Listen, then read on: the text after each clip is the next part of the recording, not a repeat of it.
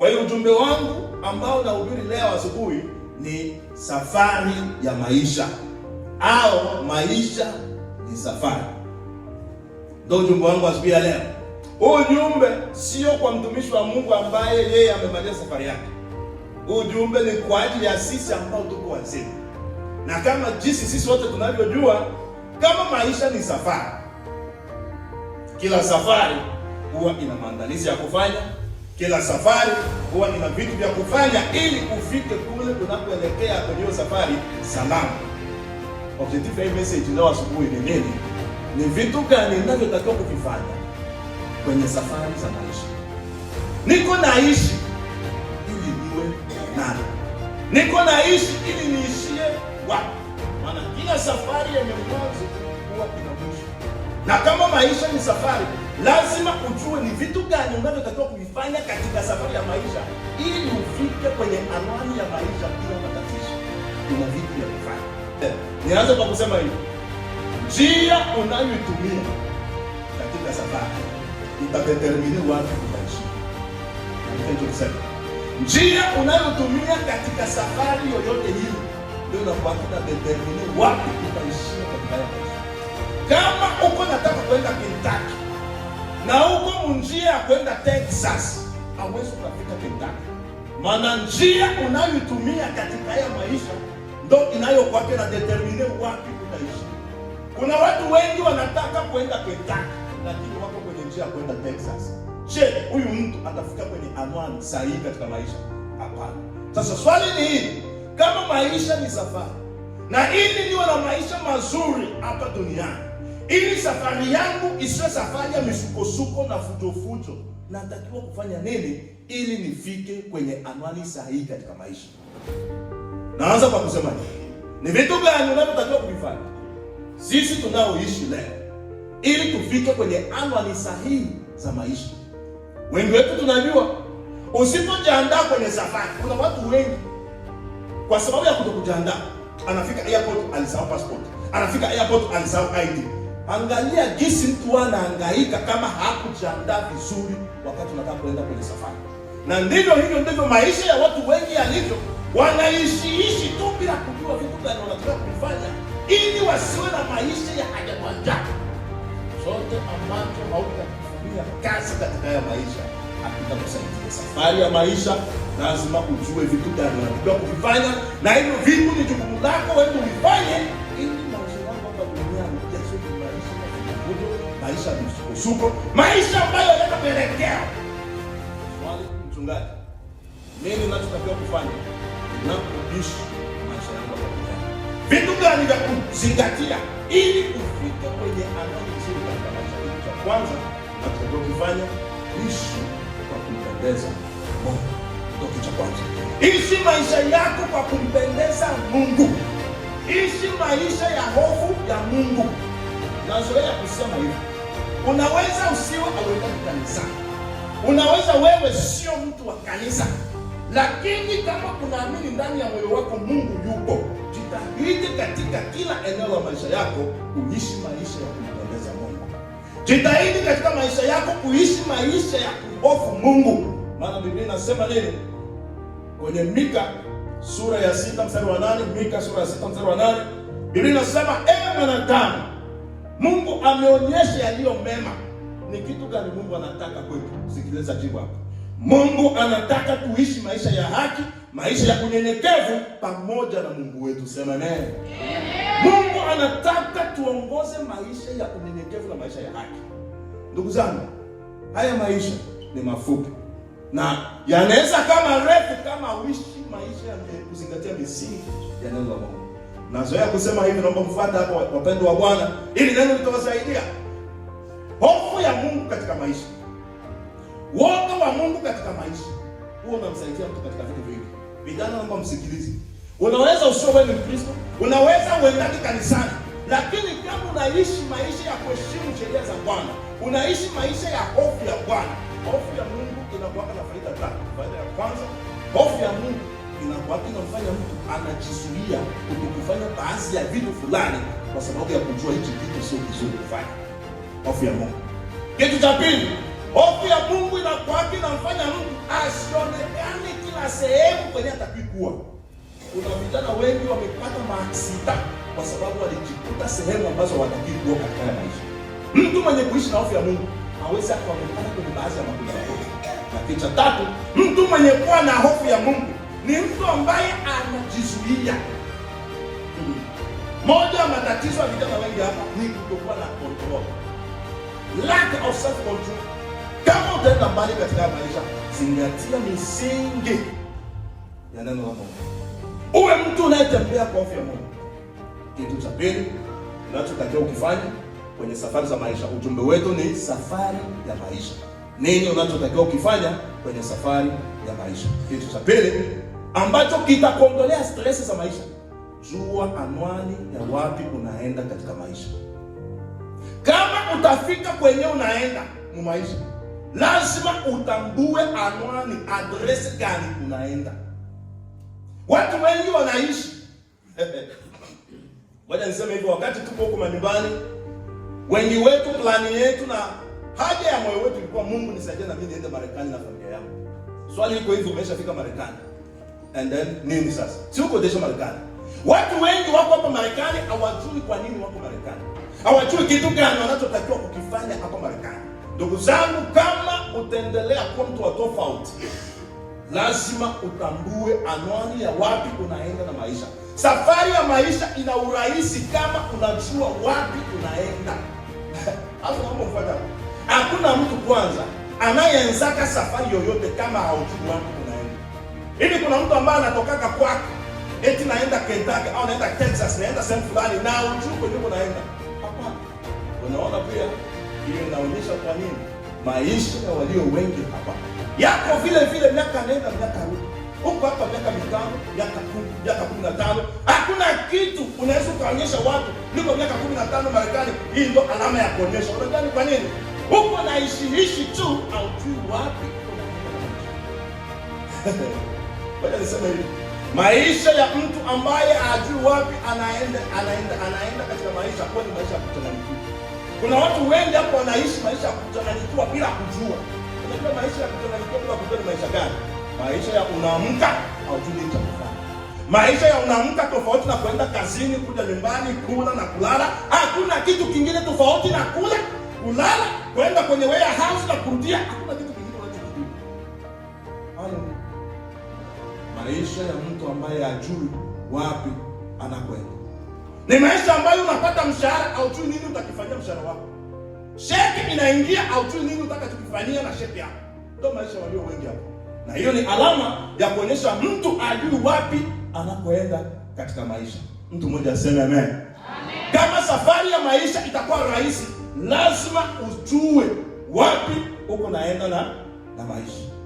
Mtu mmoja aseme amen. Amen.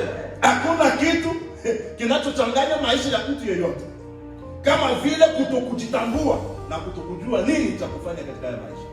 Na hiyo ndio maisha ambayo watu wengi wanaishi. Marekani ndo imekuja kufunua madhaifu ya watu wengi. Watu wengi hawana mwelekeo wa maisha. Ngoja niwaambie alama za kutaka kujua vijana ambao hawana mpango na hawana mwelekeo wote wa maisha.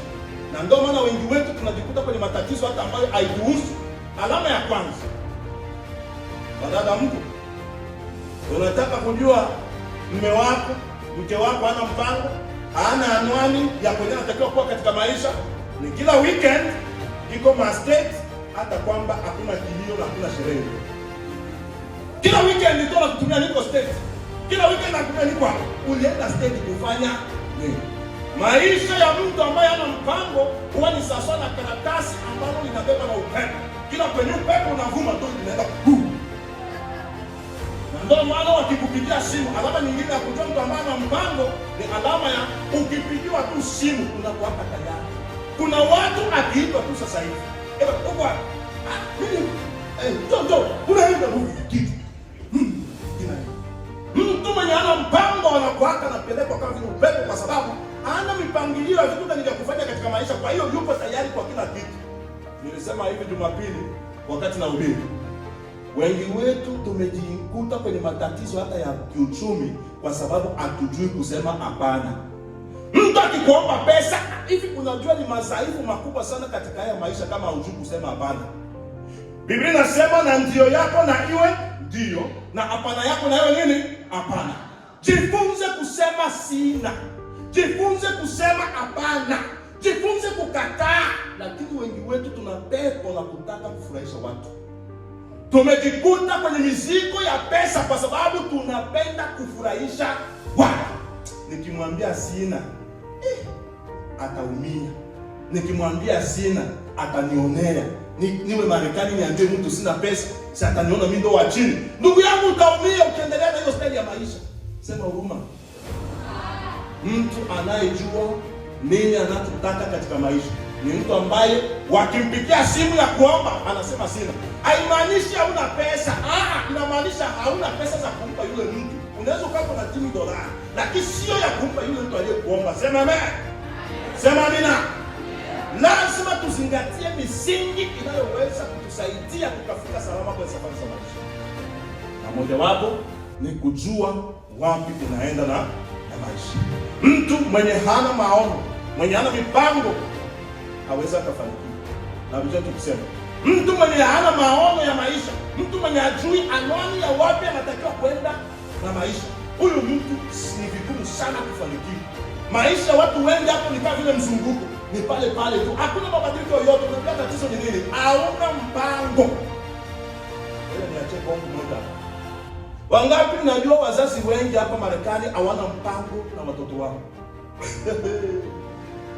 Wazazi wengi hapa Marekani, unajua tukiwa huko nyumbani, wale vitu vitawasaidia mtaki kanisani. Sasa hapo ndio kwa kuambia hapa. Lazima tumwambie ukweli. Mwenye apende ukweli anaweza katoka nje, lakini hapa lazima tuambie ukweli. Wazazi wengi hapa Marekani hawana mpango na watoto. Nyumbani wazazi walikuwa wanapigana, mimi nitapigana hata tukiwa makambini mtoto wangu aende asome. Kuna wazazi walikuwa mkambi wanatuma watoto wanaenda soma Bukavu kwa sababu kulikuwa na ile motivation ya kusema na mimi lazima watoto wangu wasome. Tulipofika hapa sio mpango. Fie apate bwana nipate yangu $25,000. Ni gazo atafute kazi au anisaidia kulipa mabili. Wazazi tena hawana mpango na watoto, lakini wanatafuta nini watapata kutoka kwa watoto, lakini hawana mpango wote wa hao watoto. Tuwajibu fulani. Sema huruma. Sema huruma. Safari ya maisha lazima uwe na mpango wa nini cha kufanya. Wazazi wekeni mipango ya watoto. Hapa Marekani nataka watoto wangu wawe hivi. Hapa nataka hivi na hivi na hivi. Kwenye watoto wako wataishia hapa itategemea na mpango ambao wewe mzazi uliowekea. Kwenye watoto wako wataishia hapa Marekani inategemea na jinsi wewe na mke wako mmejipanga. Watoto wetu sisi hatutaki wawe kama watoto wengine. Nazoea kusema hivi. Ni hasara kubwa sana katika haya maisha mzazi akamani watoto wake nao waje wawe kama yeye. Unaona, wakati mtoto wako anamaliza high school na umtii moyo aendelee na masomo, atafute kazi warehouse, unataka tumwambie ni kwamba na wewe uwe kama mimi. Maana mtoto wako akaingia kwenye maisha ya warehouse iko na miaka 20. Wewe unaeleweka, ulipiaka hapa miaka ishaenda. Kazi ya warehouse ndio ungepata. Lakini kwa kijana ambaye amesomea hapa, lazima tuachie moyo waendelee na masomo na wamalize. Sema amina. Sema amina. Kwenye safari za maisha unapomalizia, nini unachotakiwa kukifanya ili uwe vizuri kwenye safari za maisha? Ishi maisha yako kwa amani na watu wengine. Ishi maisha ya amani na watu wengine, ndio kitu cha tatu. Kwa nini? Biblia inasema tafuteni amani na watu wote, na huo utakatifu hakuna atakayemuona Bwana bila kuwa nao. Ndugu zangu, inamaanisha nini kuishi kwa amani na watu wote? Unaona, katika haya maisha hakuna kwenye utaenda bila kusaidiwa na watu.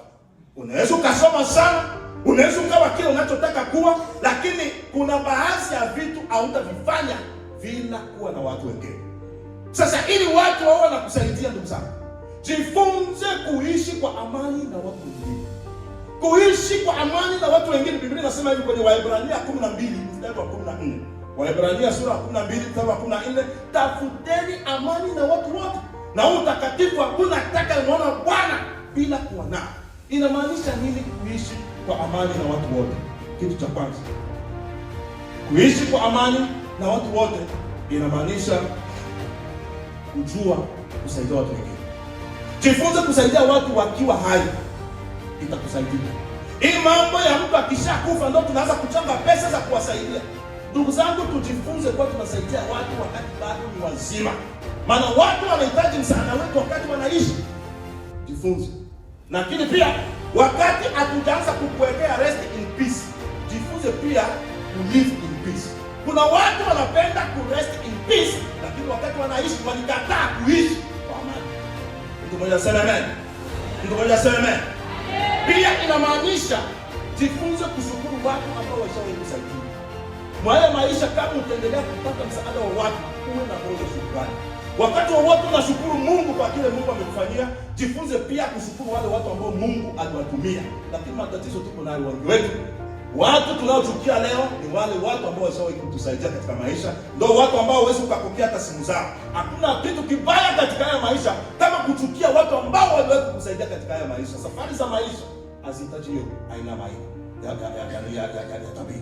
Lakini cha mwisho kwa ajili ya leo, safari za maisha zinahitaji kitu gani? Lazima uishi maisha yako kwa kuamini na kumpokea Yesu Kristo. Yesu alisema, mimi ndo njia ya ufufuo na uzima. Mtu hawezi akaja kwa Baba ila kupitia mimi. Ndugu zangu, inawezekana uendake kanisa. Inawezekana vitu vya Mungu havikuinterese. Lakini nataka nikuambie leo, hakuna maisha yenye kumfurahisha mtu, hakuna maisha yenye furaha kama kuwa ndani ya Kristo. Mtu akiwa ndani ya Kristo ni mtu wa mabadiliko, ni mtu mwenye kuwa na maisha ambayo yako tofauti na watu wengine. Kwa hapa muangalie tu wazazi, mjaribu kupiga picha. Vijana wote ambao wako kwenye hizi ama tu ya kwaya ni watu wa kanisa. Wana maisha at least liko tofauti na vijana ambao sio wa kanisa. Maana ni kusema nini? Kanisa inatusaidia kushape vijana ambao wamechanganyikiwa akili hapa. Tumeongea vitu vinne. Safari za maisha na kumalizia. Nilisema vitu vinne. Kitu cha kwanza nilisema, kama utafika mbali katika safari za maisha, kitu cha kwanza, ishi maisha ya kumpendeza Mungu. Kitu cha pili nikasema, tambua anwani ya wapi unaenda na maisha. Kitu cha tatu nikasema, ishi kwa amani na watu wote. Na kitu cha mwisho nikasema, ishi maisha ya kumtambua Yesu na kupokea Yesu Kristo kuwa Bwana na Mwokozi wako. Na kama hapa uko hapa, inawezekana unaenda kanisani lakini hauna wokovu, haujui Yesu Kristo ni nani. Kupokea Yesu Kristo inamaanisha nini? Ni wewe kukiri kwa kinywa yako Yesu Kristo ni Bwana na Mwokozi wa maisha yako, na unaamua kubadilika katika matendo yako ya kila siku.